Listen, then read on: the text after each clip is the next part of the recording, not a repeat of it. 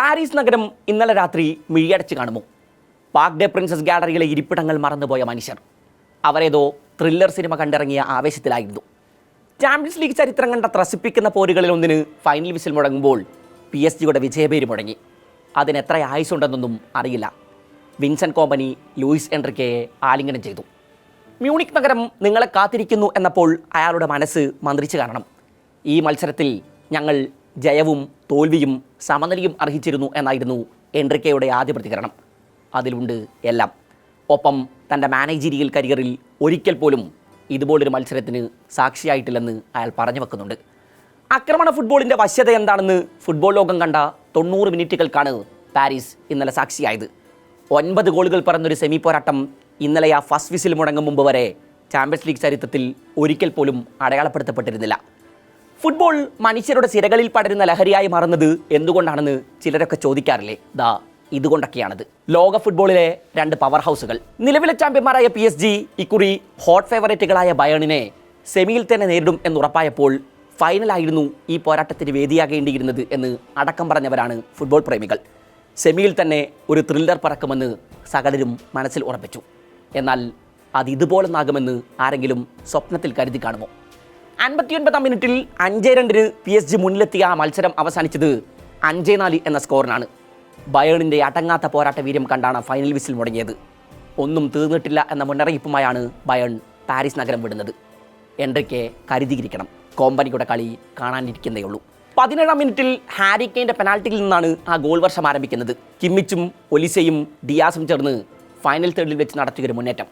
ഒലിസയുടെ കാലിൽ നിന്ന് പന്തേറ്റ് വാങ്ങിയ ഡിയാസ് നിറയൊഴിക്കാൻ തയ്യാറെടുക്കുകയായിരുന്നു. അത് തടയാനുള്ള പാച്ചോയുടെ ശ്രമം ഒരു ഫൗളിൽ കലാശിക്കുന്നു. റഫറി പെനാൽറ്റി സ്പോട്ടിലേക്ക് വിരൽ ചൂണ്ടി. ഹാരി കെയ്ൻ പിടവുകളില്ലാതെ പന്ത് വലയിലാക്കി. 5 മിനിറ്റിനകം തന്നെ അതിന് മറുപടി നൽകാൻ ഡെംബലേക്ക് ഒരു സുവർണാവസരം ലഭിച്ചതാണ്. ലെഫ്റ്റ് ഫ്ലാങ്കിലൂടെ പന്തുമായി ബയൺ ഗോൾ മുഖത്തേക്ക് കുതിച്ച ഡെംബലേക്ക് മുന്നിൽ മാനുവൽ ന്യൂയർ മാത്രമേ ഉണ്ടായിരുന്നുള്ളൂ. എന്നാൽ അയാൾക്ക് ഉന്നം പിഴച്ചു. പക്ഷേ ബയേണിൻ്റെ ആശ്വാസത്തിന് അല്പായുസായിരുന്നു. ഇക്കുറി ക്വരസ്കേലിയുടെ ഊഴമായിരുന്നു. ഇടതുവിങ്ങിലൂടെയുള്ള അയാളുടെ മുന്നേറ്റം തടയാൻ സ്റ്റാനിസിച്ച് പുറകിൽ നിന്ന് ഓടിയെത്തി. അപ്പോഴേക്കും 3 ഡിഫൻഡർമാർ ബോക്സിലെത്തിക്കഴിഞ്ഞിരുന്നു. അവർക്കൊക്കെ ഇടയിലൂടെ ന്യൂയറിനെയും നിരായുധനാക്കി ക്വച്ച വെടിപൊട്ടിച്ചു. പന്ത് റൈറ്റ് കോർണറിൽ ഭദ്രമായി വിശ്രമിച്ചു. ബയേൺ ഉണർന്നു. ഒലിസയും ഡിയാസും ഹാരി കെയ്നും എതിർഗോൾ മുഖം വിറപ്പിച്ചുകൊണ്ടേയിരുന്നു. ഒലിസെ ഒരിക്കൽ ഗോളിനടുത്ത് വരെ എത്തിയതാണ്. അതേസമയം ഡുവേ ഡെംബലെ ക്വരസ്കേലിയ ത്രയവും ബയൺ ഗോൾ മുഖത്തേക്ക് ഇരമ്പിയെത്തുന്നുണ്ടായിരുന്നു. 32-ാം മിനിറ്റിൽ PSG 2ാം ഗോൾ. ഡെംബലയുടെ ഇഞ്ച് പെർഫെക്റ്റ് കോർണർ, ജാവോ നെവസിൻ്റെ ബ്രില്യൻ ഹെഡർ. PSG ആദ്യമായി കളിയിൽ മുന്നിലെത്തി. 40-ാം മിനിറ്റിൽ ഒലിസയുടെ മറുപടി. പാവ്ലോവിച്ചിൻ്റെ കാലിൽ നിന്ന് പന്തേറ്റ് വാങ്ങി ബോക്സിലേക്ക് കടന്ന ഒലിസെ 4 PSG താരങ്ങൾക്കിടയിൽ നിന്നാണ് നിറയൊഴിച്ചത്.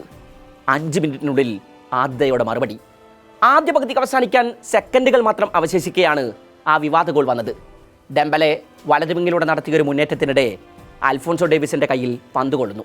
വാറിന് ശേഷം റഫറി പെനാൽറ്റി സ്പോട്ടിലേക്ക് ഒരിക്കൽ കൂടി വിരൽ ചൂണ്ടി. ബയൺ താരങ്ങൾ ആ തീരുമാനത്തിനെതിരെ പ്രതിഷേധിച്ചു. പക്ഷേ കാര്യമൊന്നും ഉണ്ടായില്ല. കിക്കെടുത്ത ഡെംബലേക്ക് പിഴച്ചില്ല. PSG വീണ്ടും മുന്നിൽ. 2ാം പകുതി ആരംഭിച്ച് 10 മിനിറ്റിനകം ക്വരസ്കേലിയ 2ാം വെടി പൊട്ടിച്ചു. പാർക്ക് ഡേ പ്രിൻസസ് ഇളകി പറഞ്ഞു. വലതുവിങ്ങിലൂടെ പന്തുമായി കുതിച്ച ഹക്കീമി ഡെംബലേക്കാണ് അതിനെ നീട്ടിയത്. എന്നാൽ ഡെംബലെ ക്വരസ്കേലിയക്കായി സമർത്ഥമായി ഒഴിഞ്ഞു മാറി. ക്വരസ്കേലിയ ലെഫ്റ്റ് ഫ്ലാങ്കിലൂടെ അപ്പോഴേക്കും പറന്നെത്തിക്കഴിഞ്ഞിരുന്നു. അയാളുടെ വലങ്കാലൻ വെടിയുണ്ട വലതുളച്ചു. PSG 2 ഗോളിന് മുന്നിലായി. 4ാം ഗോൾ വീണ് 2 മിനിറ്റിനകം PSG ലീഡ് ഉയർത്തി. ഇക്കുറി ഡെംബലെ വലതുളക്കുമ്പോൾ ഒന്നനങ്ങാൻ പോലും ആകാതെ നിൽക്കുകയായിരുന്നു ന്യൂയർ. ഏകപക്ഷീയമായൊരു ഫലത്തിലേക്കാണ് കളി നീങ്ങുന്നത് എന്ന് തോന്നിച്ച നിമിഷങ്ങളായിരുന്നു അത്. എന്നാൽ 64-ാം മിനിറ്റിൽ പൊടുന്നനെ കളിയുടെ ഗതി മാറി. കിമ്മിച്ച് ബോക്സിലേക്ക് തൂക്കിയിറക്കിയ ഫ്രീ കിക്കിനെ തലകൊണ്ട് തിരിച്ച് വലയിലെത്തിച്ച് ഉപമെക്കാനോ പാർക്ക് ഡേ പ്രിൻസസിനെ ഭീതിയിലേക്ക് തള്ളിക്കിട്ടു. 3 മിനിറ്റിനുള്ളിൽ ബയേൺ അടുത്ത വെടിയും പൊട്ടിച്ചു. Luis Diaz brilliance. മൈതാന മധ്യത്ത് നിന്ന് കെയ്ൻ നീട്ടി നൽകിയ പന്തിനെ അയാൾ വരുതിയിലാക്കിയത് എങ്ങനെയാണെന്ന് നോക്കൂ. Excellent ball control. പിന്നെ മാക്കിഞ്ഞോസിനെ കബളിപ്പിച്ച് അയാൾ പന്തടിച്ച് വലയിലാക്കി. ഓഫ് സൈഡ് ഫ്ലാഗ് ഉയർന്നെങ്കിലും പിന്നീട് പരിശോധനയിൽ റഫറി ഗോൾ അനുവദിച്ചു. Absolute cinema. പിന്നെയും ഒരുപാട് തവണ ബയൺ മുന്നേറ്റ നിര PSG ഗോൾ മുഖത്തേക്ക് ഇരമ്പിയെത്തിക്കൊണ്ടിരുന്നു. എന്നാൽ പന്ത് വലയിലെത്തിയില്ല. ഒടുവിൽ പാർക്ക് ഡേ പ്രിൻസസിൻ്റെ അന്തരീക്ഷത്തെ കീറി മുറിച്ച് ആ ഫൈനൽ വിസിലെത്തി. ആരാധകർക്ക് ചിലപ്പോൾ ശ്വാസം വീണ് കിട്ടിയത് പോലും അപ്പോഴായിരിക്കും. ലോക ഫുട്ബോളിലെ ഏറ്റവും മികച്ച 2 അറ്റാക്കിംഗ് ട്രയോസിൻ്റെ പോരാട്ടം ഇങ്ങനെ അവസാനിച്ചില്ലെങ്കിലേ അത്ഭുതമുള്ളൂ. മൈക്കിൾ ഒലിസെ റയലിനെതിരെ അവസാനിപ്പിച്ചെടുത്ത് നിന്ന് തുടങ്ങുകയായിരുന്നു. തൻ്റെ കരിയർ ബെസ്റ്റ് സീസണിലാണ് അയാൾ ഇപ്പോൾ ഉള്ളത് എന്ന് പറയേണ്ടി വരും. ബാലൻ ഡി ഫേവറിറ്റ് ലിസ്റ്റിൽ പോലും ഇപ്പോൾ അയാളുടെ പേരുണ്ട്. ഇന്നലെ നൂനോ മെൻഡസിനെ അയാൾ പലപ്പോഴായി മുൾമുനിയിൽ നിർത്തുന്നത് കണ്ടു. ഏത് മെൻഡിസ്? ലമീൻ യമാലിനെ വരെ പോക്കറ്റിലാക്കിയ കഥ പറയാനുള്ള മെൻഡിസ്. റൈറ്റ് ഫ്ലാങ്കിലൂടെ ഇന്നലെ ഒലിസെ നടത്തിയ പല മുന്നേറ്റങ്ങളും PSG ഗോൾ മുഖത്ത് വലിയ അപകടങ്ങൾ വിതച്ചു. ലൂയിസ് ഡിയാസ് ഫൈനൽ തേർഡിൽ അത്രത്തോളം തന്നെ അപകടകാരിയായിരുന്നു. ഹാരി കെയ്ൻ തുടർച്ചയായി 6 ചാമ്പ്യൻസ് ലീഗ് മത്സരങ്ങളിൽ വലകൊലിക്കുന്നു. കെയ്നും ഒലിസയും ഡിയാസും ചേർന്ന് മുഴുവൻ കോമ്പറ്റീഷനുകളിലുമായി ബയൺ ജേഴ്സിയിൽ ഇക്കുറി 100 ഗോളുകൾ പൂർത്തിയാക്കി കഴിഞ്ഞു.